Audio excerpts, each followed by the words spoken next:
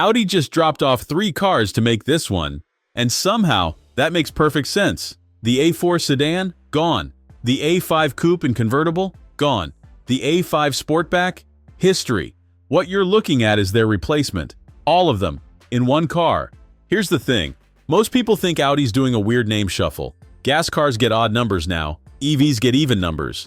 So the A4 becomes the A5. But there's something way more interesting happening here.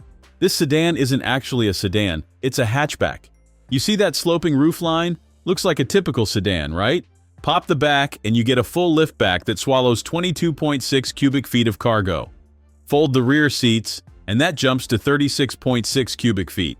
That's more space than a BMW 4 Series Grand Coupe with the seats up. The old A4 sedan had a traditional trunk.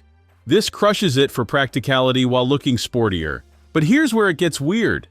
Under the hood sits a 2-liter turbocharged 4-cylinder making 268 horsepower and 295 pound-feet of torque. Standard all-wheel drive, 7-speed dual-clutch transmission, 0 to 60 in 5.2 seconds. That's quick enough to embarrass people who paid way more for their luxury sedan. The engine gets a 48-volt mild hybrid system. Not a plug-in, just a subtle boost for acceleration and efficiency. You won't notice it working, but you'll notice the smoothness. Highway fuel economy hit 39 mpg in testing. That's legitimately impressive for something this quick.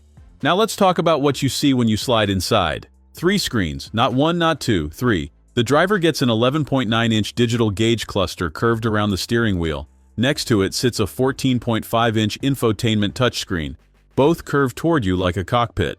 The front passenger gets their own 10.9-inch display. Here's the cool part. They can watch videos or play games while you're driving, and a special coating prevents you from seeing it. No distractions, just extra entertainment for your passenger. The interface is fast, responsive, and actually makes sense. Black backgrounds keep it subtle instead of glowing like a Vegas casino. This is rare in modern cars. Materials feel premium, fit and finish is tight. Everything you touch feels like it belongs in a car costing more. But nobody expects this part. The base A5 starts at $50,995. That's barely above the average new car price in America right now. Even the loaded Prestige model hits just $57,445. You're getting standard Quattro all-wheel drive, dual-clutch transmission, wireless charging, navigation, power hatchback, and 3 screens for that price.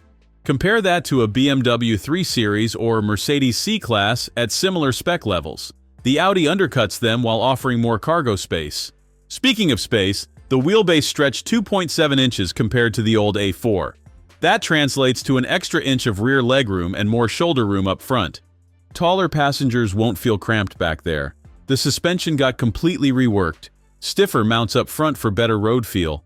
Wider spread between comfort and sport modes. You can cruise smooth or carve corners depending on your mood. It's not as sharp as a BMW 3 Series, not as luxurious as a Mercedes C-Class. It sits right in the middle. Practical, quick, comfortable, and price smart. One detail nobody mentions. The exhaust tips are real. Audi got roasted for fake tips on recent models, so they fixed it.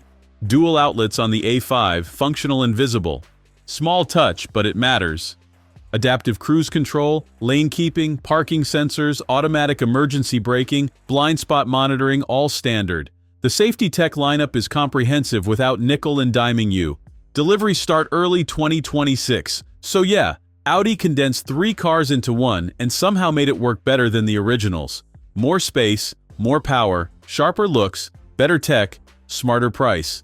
Next time, we're diving into something even more controversial. A luxury SUV that costs performance car money but somehow justifies every penny. You'll want to see why people are actually choosing this over sports cars.